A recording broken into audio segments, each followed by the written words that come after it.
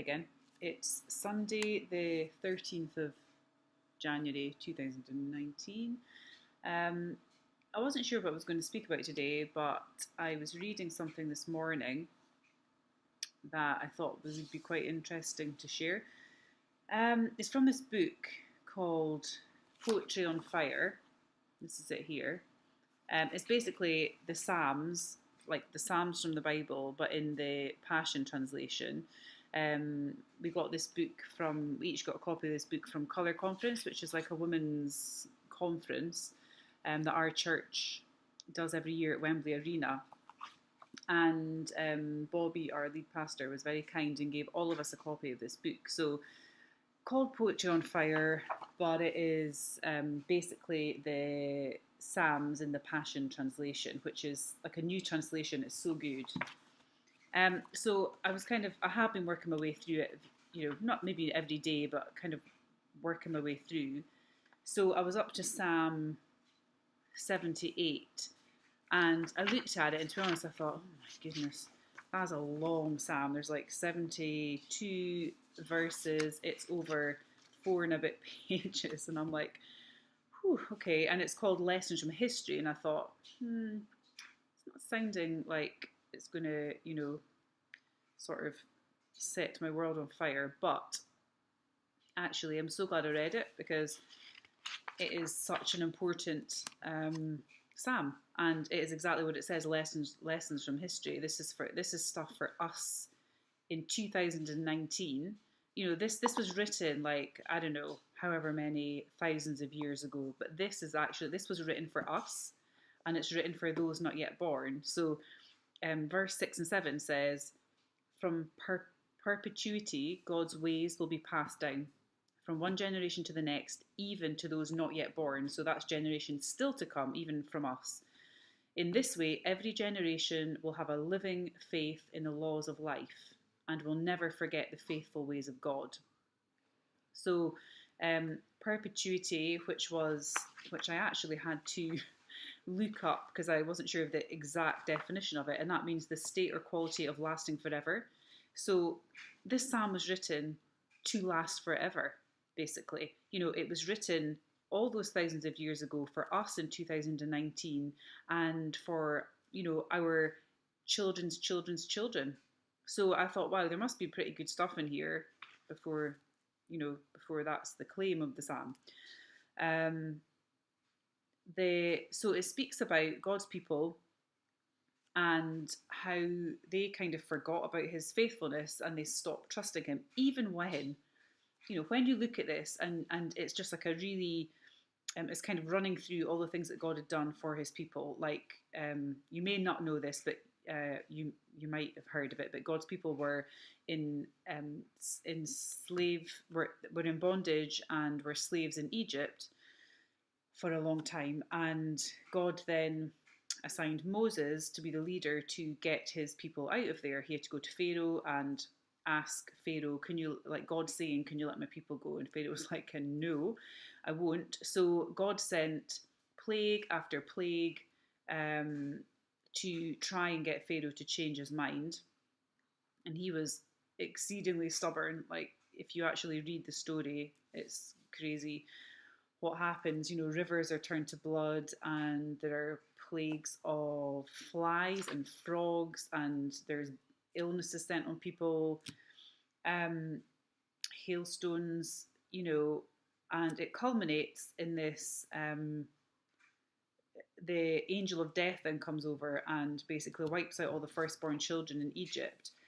But God protects his own people, and that's the Passover. So the psalm is also reminding us of that, in that there was a sacrificial animal, and the blood of that animal, they put it on the doorposts of their homes. God told them precisely what to do. They painted this blood on the doorposts of their homes. The angel of death passed over, and the Israelites, God's people, were protected from that. So that was just a short snippet of the history, but it's reminding us about that. It's saying, they forgot his wondrous works and the miracles of the past, even their exodus from Egypt, the epic miracle of his might. They forgot the glories of his power at the place of passing over. So that's what I was just speaking about. And then, just really quickly to skim through it, they got to the Red Sea. The Egyptian army decided, actually, we'll have let you go, but we've changed our mind. So they're now chasing them. They've got the Red Sea in front of them, and they've got the Egyptian army behind them, and they're completely stuck. God then makes a way. He opens a path in the sea. They walk through the Red Sea, and the water comes over the Egyptians. So he rescued them from that as well. And not only that, when they're then in the desert at this point, and God during the day is like a cloud guiding them, and at nighttime he's like a fire guiding them in the dark. So he didn't leave them on their own; he was there the whole time. And following on from that, they're in the desert. They've got no food or water. God made water come out of a rock. I think he guided Moses in that, and that the rock was split open, and there's like lovely fresh spring water coming out of it. So he was providing for them all the time. He had led them out of Egypt. He had got them across the Red Sea. They were now in the desert, and they were kind of grumbling and complaining, like, we're so thirsty, what we're going to do. And God was like, look, I can do it, here's some water. Verse 22 says, for they turned away from faith and walked away in fear. They failed to trust in his power to help them when he was near. So what they then started doing was grumbling that, we've got no food, like we're starving now, so we'd probably be doing better off just staying in Egypt as slaves, because at least we had food there. And, God's getting like a bit, come on, guys, look what I have done for you, right? But anyway, he is compassionate and he's slow to anger, thank goodness for us. And he sends bread from heaven, so he sends the manna, which it says in verse 25, humans ate angels' food, the meal of the mighty ones. His grace gave them more than enough. And he also sent quail to satisfy their hunger. So there was manna and quail that basically fell from the skies. And God's like, here, I told you I will always provide for you, like here. And I love this line in verse 28. It says, their provision floated down right in front of their eyes. We probably can't say that I know that God provides for us. We are blessed beyond measure. And I know that everything good comes from him. And I know that he's my provider. But these guys saw this provision floating down from heaven in front of their eyes, which must have been pretty amazing. But listen to this. Verse 32, yet in spite of all this, they kept on sinning, it says. And God's fiery anger rose against them. So I think what basically happened was that God lifted his protection of his people, so that, when they went into battle, they weren't protected. So lots of them did die. Now that was it is a long psalm to be fair, but that was a very long explanation of it. So this is the main part that I think is important and that applies to us to this very day, is verses 34 to 36. And it says, when he cared for them, they ignored him. But when he began to kill them, ending their lives in a moment, they came running back to God, pleading for mercy. They remembered that God the Mighty One was their strong protector, the hero God who would come to their rescue. But their repentance lasted only as long as they were in danger. And I thought, wow, how often do we do that? Do we, if life is good and life is easy, we can be like, well, I might not go to church this week because there's lots of fun stuff to do, or whatever it may be. And do we forget about God in the midst of the goodness? When he cared for them, they ignored him. And every day he cares for us. Every breath is actually a gift from him. And it's good to try and keep a grateful heart, because otherwise we can be exactly like that. And I've been like that, and sometimes I am really ungrateful, and I forget what God has done and how faithful he's actually been. But we think, oh, these guys, they saw these miracles. God was right there in the midst of them. He was actually leading them in a, pillar of cloud and of fire. Um, Yet they turned away from him. And this is our lesson in this, is that, okay, we maybe don't see that. We're maybe not having these miraculous biblical signs, but every day is a gift from him. And it's a challenge. It's our challenge to actually, just follow him every day and trust him. And I think let's not be those people who um, basically only call on God when they're in trouble. Um, I've done it.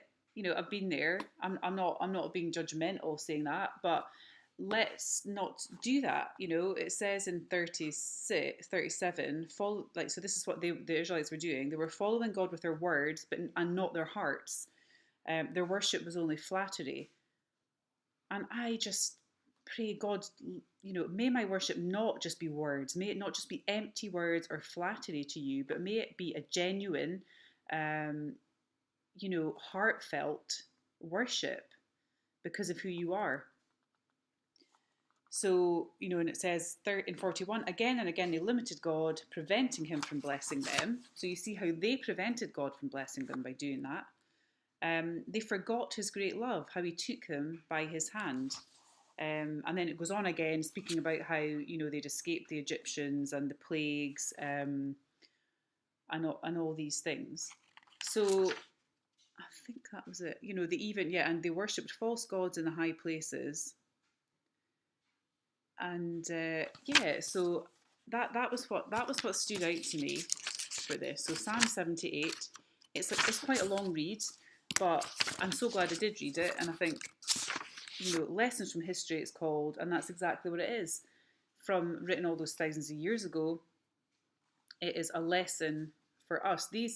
God's own people had forgotten God's faithfulness to them and his protection and his blessing, his provision,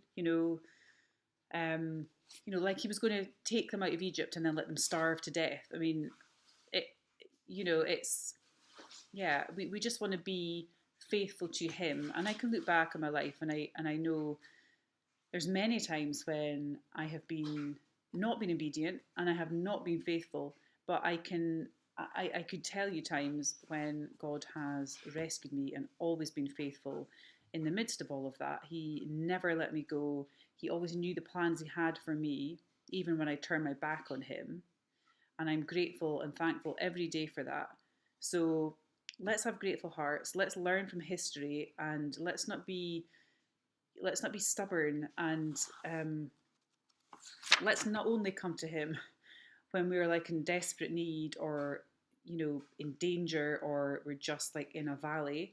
Let's walk every day with him in victory. Let's worship him with heartfelt worship that is real and pure and true, and not just empty words or flattery to him. So that's it for today. Psalm 78, and in this lovely, amazing book that we got, Poetry on Fire. So yes, I hope that's been helpful, and I will speak to you soon. Bye.